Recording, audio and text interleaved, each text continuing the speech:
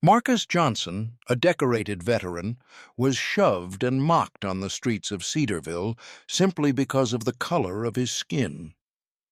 A group of arrogant teenagers, fueled by ignorance and thoughtless bravado, thought they could humiliate a man who had risked his life for his country. But when Marcus calmly revealed his medals and spoke with unwavering dignity, the crowd fell silent, realizing the truth of his courage.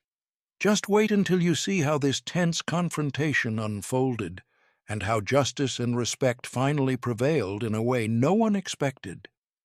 Marcus Johnson, a decorated African-American veteran, moved steadily along the sunlit sidewalks of Cedarville, a small suburban town where he had grown up but had not truly lived in for years. The Sunday morning air carried a crispness that hinted at autumn, and the streets were lined with tidy houses, each with its manicured lawns and cheerful signs of ordinary life. Marcus had come back home only a few months ago after completing a long deployment overseas, and everything seemed both familiar and distant at the same time. There was a quietness in the town, a stillness that contrasted sharply with the relentless chaos he had left behind. Bombarded mornings, the roar of engines, the constant hum of vigilance. Walking here, with the weight of his duffel bag and the memories tucked into the folds of his mind, Marcus was trying to find a rhythm, trying to feel that peace could exist anywhere for him again. He paused at an intersection to check the directions on his phone, his fingers brushing against the cool glass screen, a slight frown forming as he confirmed the street name. His boots clicked softly on the pavement, a sound so ordinary it reminded him painfully of what ordinary life should feel like. The air smelled faintly of baked bread from a nearby cafe, of dew on freshly cut grass, of Sunday calm. Marcus took a deep breath, trying to release the lingering tension in his shoulders, to shake off the invisible shadows of combat and responsibility he had carried across continents. But as he looked up, the world around him suddenly shifted, and that moment of quiet fractured. A group of teenagers emerged from the corner of the street, their laughter loud and sharp, echoing against the walls of houses. They were carrying the confidence of youth, amplified by the careless recklessness that often comes with too much freedom and not enough understanding. They didn't slow as they passed Marcus. Instead, they moved with a deliberate disregard for his presence. One of them shoved him lightly but intentionally, a mocking grin curling across his face. "Go back where you belong," the boy sneered, loud enough for everyone nearby to hear. The words hit Marcus with the force of something he had not expected to feel on these streets. It wasn't just the shove, it was the weight of exclusion, the sting of being seen as less than human in the very place he had always called home. A ripple of laughter followed from the rest of the group, and it was cruelly amplified by the distance and the echo of disbelief. Marcus's chest tightened, and a flare of anger surged through him, hot and immediate. He clenched his fists, feeling the rigidity of his military discipline battling the raw surge of emotion. He looked at the teenagers, their eyes bright with arrogance and thoughtless amusement. It wasn't personal, yet somehow it was everything he had feared. Ignorance dressed in confidence, bold in its unchallenged audacity. Marcus felt the anger deepen, not at just this fleeting moment, but at a broader injustice. A society that celebrated heroes in words and ribbons, yet too often turned a blind eye to their dignity, to the humanity of those who had risked everything. He remembered the medals he had earned, the countless nights spent standing guard, the promises he had kept to his comrades, to himself, and to the country that now allowed such a moment to occur. The laughter and jeers seemed louder now, louder than the morning birds, louder than the gentle rustle of leaves along the sidewalk. Marcus could feel the familiar surge of indignation rise inside him, a familiar twin of pride and frustration. It was anger fueled by betrayal, not by a single act, but by a system, a culture, a society that could let ignorance parade so brazenly on the streets. Yet, beneath that anger, there was also a steely determination, the kind that comes from experience, from having faced real danger and knowing that reactions must be measured. Marcus straightened his back, squared his shoulders, and let his gaze sweep over the group.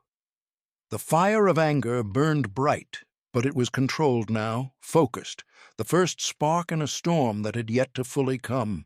Even as the teenagers continued their ridicule, Marcus's mind was already calculating, measuring, preparing. He would not be moved, not by shoves, not by words, not by the shallow bravado of those who did not understand the depth of his journey. The anger was alive, and it would not be wasted. It would become the seed of what was to come, the first step in reclaiming respect and reminding those around him of a truth too often overlooked. Courage, honor, and dignity cannot be shaken by mere words or gestures. Marcus stumbled slightly from the push, his boots scraping against the uneven pavement, but he caught himself, planting his feet firmly and drawing in a slow, steadying breath. His jaw tightened as a sharp sting of humiliation swept through him, a feeling that was almost alien in its intensity. He had faced danger in ways most people could never imagine. Storms of gunfire, nights where sleep was impossible, the weight of responsibility for his fellow soldiers pressing down on him like a physical force, and yet here he was, standing in the heart of his own town, being ridiculed by a group of teenagers who could not grasp the meaning of sacrifice. His mind flickered to the battlefield, to the stark, unrelenting heat of sun on desert sand, the shouts and calls of his unit echoing in the distance. He remembered Private Thompson, always the first to volunteer, who had stood shoulder to shoulder with him, who had trusted Marcus with his life. He remembered the fear, the focus, the constant calculation of risk versus survival. Every decision could mean life or death, and yet, in that chaos, there had been honor, and there had been respect earned through action, through courage. Here, though, respect seemed impossible. Here, he was invisible, reduced to a target of thoughtless cruelty.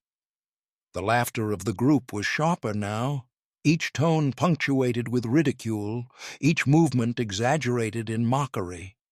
Their confidence fed on his silence, and the quiet he maintained was a mask, a shield against the wave of emotions threatening to spill over. The humiliation pressed down on him, heavier than the gear he had carried in faraway lands, heavier than the weight of medals he had earned and moments he had lived. Marcus's chest tightened as the laughter and sneers continued, a reminder that courage in service did not always translate to recognition or understanding in everyday life. He could see it in their faces: amusement, ignorance, arrogance. The crowd's energy was almost palpable, a pulse that seemed to sync with his own racing thoughts. They had no idea of the trials he had endured, the nights spent staring at the sky and calculating strategies to keep people alive, the invisible scars that followed him home from places the world had long forgotten. And yet, here they were, emboldened by the sheer recklessness of youth, attempting to intimidate someone who had stared death in the face countless times. The incongruity was painful, almost absurd, and it cut deeper than any blow could. Marcus felt the surge of disappointment mingle with the anger from before, creating a new, heavier sensation, a profound, aching pain. It wasn't just about being pushed or about the words thrown at him. It was about the realization that, despite everything he had given, society's acknowledgment of his value could be so fragile, so conditional. Bravery on the battlefield had been tangible, measured in missions completed and lives saved. Bravery here, on the streets of Cedarville, required a different kind of endurance, a quiet, steadfast resistance to humiliation that had no immediate reward. Each mocking laugh, each crude gesture, pressed into him a reminder that the world could be cruel in unexpected ways, and that resilience was not only about physical strength, but about sustaining dignity under relentless pressure. Marcus's hands unclenched slowly at his sides, and he forced himself to breathe, to anchor his mind in something stable, something unyielding.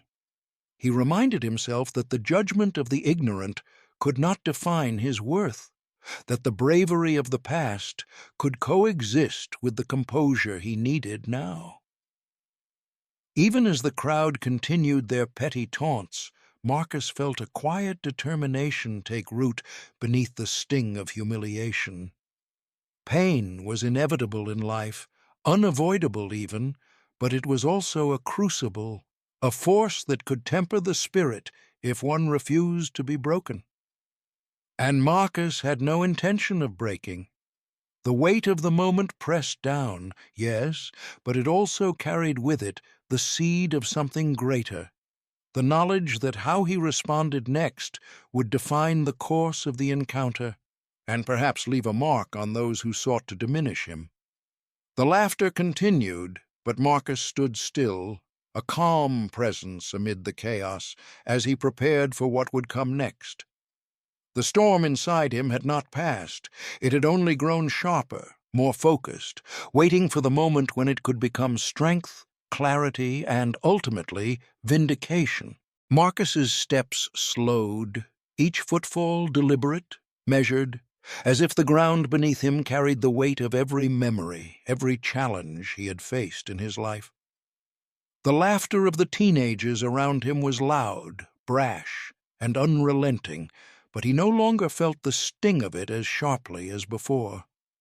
Instead, he felt a quiet resolve building within him, a calm, unshakable center beneath the storm of emotion. He stopped completely in the middle of the sidewalk, planting his feet firmly, and slowly turned to face the group. His motion was deliberate, unhurried, commanding in its simplicity. The teens paused mid-laugh, sensing a change in the air, but not yet understanding its meaning. Their eyes followed Marcus's hands as they moved to the zipper of his jacket. The motion was deliberate, almost ceremonial in its clarity, and for a moment, anticipation replaced the derision in their expressions. Marcus drew a steady breath, allowing the pause to stretch just long enough to shift the dynamic from confrontation to revelation. When the jacket fell open, the sunlight caught the medals pinned neatly across his chest. The ribbons and badges, small yet powerful symbols of courage, sacrifice, and endurance.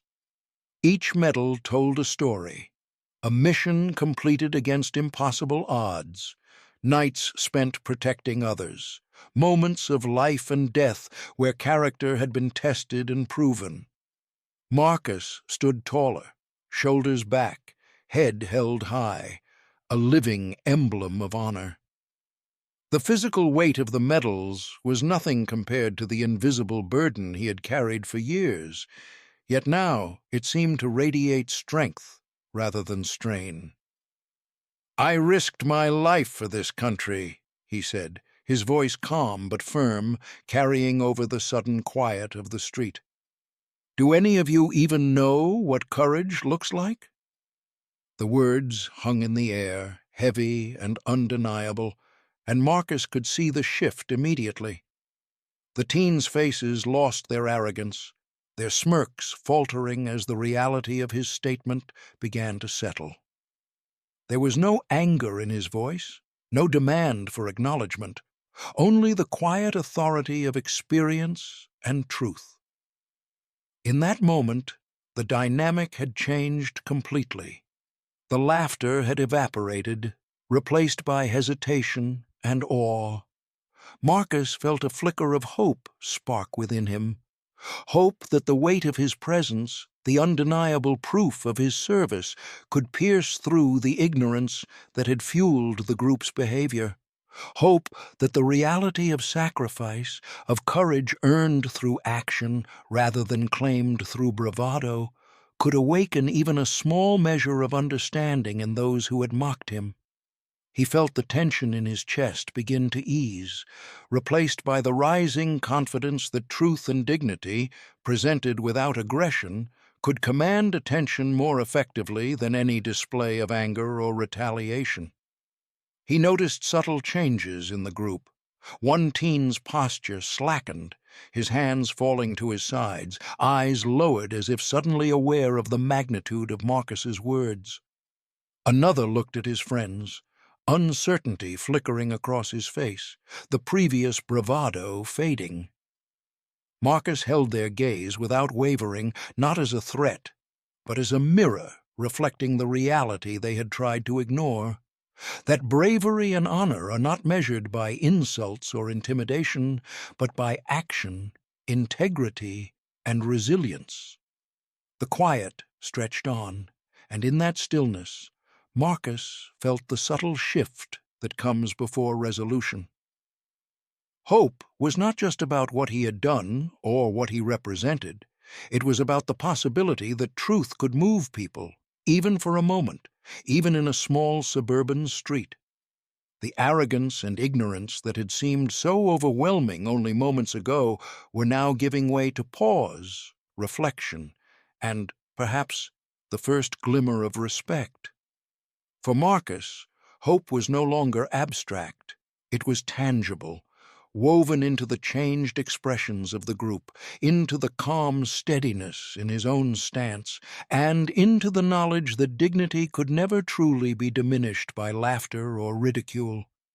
He felt a sense of quiet triumph building, not as a victory over others, but as a restoration of his own authority, a reclamation of his place in a world that had too often overlooked what mattered most.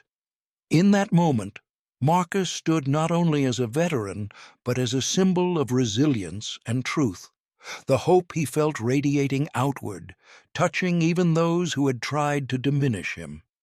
And for the first time that morning, the street seemed a little brighter, not because it had changed, but because he had chosen to let his courage and integrity speak louder than the noise. The tension hung in the air like a dense fog, yet slowly, almost imperceptibly, it began to lift.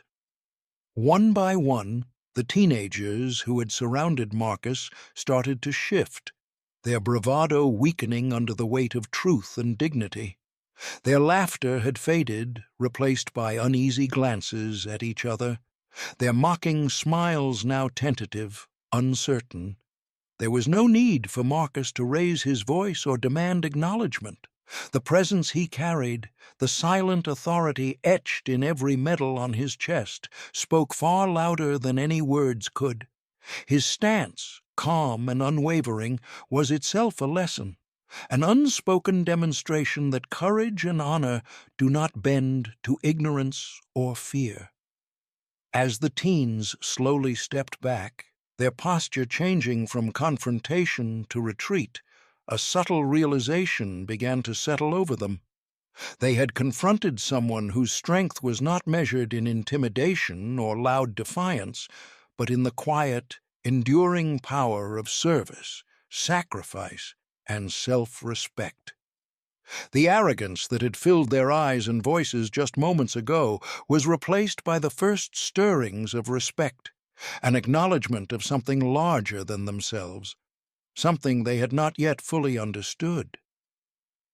Marcus remained still, letting the moment breathe, letting the weight of his proof, his lived experiences, his scars, his medals, sink in for everyone present. The group dispersed quietly, their earlier energy now dissipated, leaving the street almost serene in its wake.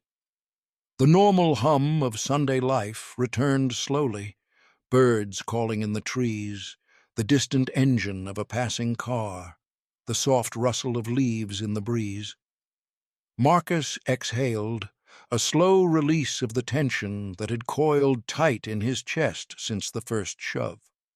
His heart beat steadily now, steady and calm, aligned with a sense of inner victory. This was not a triumph of anger or retaliation. It was a triumph of integrity, a reclaiming of dignity, a silent assertion that true strength is shown in composure and steadfastness. From the corner of his vision, Marcus noticed an elderly man who had watched the entire exchange from a nearby bench.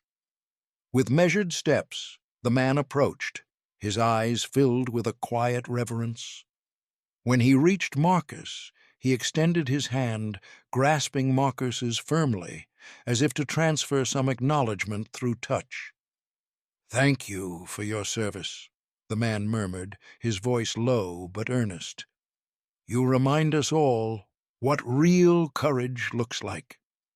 Those words carried weight, echoing in Marcus's mind like a bell of validation, affirming that the confrontation, though brief, had conveyed more than he could have spoken aloud. Marcus nodded, a small but genuine smile brushing his face, the first flicker of lightness he had felt all morning. He turned away from the street, his footsteps even and purposeful, walking with a sense of cathartic release. Every step seemed to shed the heaviness of the injustice he had endured, every stride a quiet assertion that respect cannot be demanded by force. It is recognized when integrity stands unshaken. In that moment, the confrontation had ended not with chaos or retaliation, but with understanding, with the silent acknowledgement that some truths are too strong to ignore. As Marcus moved down the street, his presence began to ripple outward. The story of what had happened, though simple in its retelling, carried the weight of inspiration. Neighbors who had witnessed the scene shared it with others. A veteran, confronted by ignorance, responding not with anger, but with calm dignity and courage. It became a quiet lesson in resilience, a reminder that strength is often most visible in restraint, and that honor endures even when society falters. Marcus's journey that morning had transformed the ordinary street into a stage for a deeper truth. The injustice had been confronted, and in its place, hope and pride had emerged. He was no longer merely a veteran walking through Cedarville. He was a living testament to perseverance, integrity, and the power of standing firm. In the days and weeks that followed, his story inspired others to face prejudice with poise, to let courage and dignity define their responses, and to understand that true triumph comes not from overpowering others, but from embodying the values worth defending.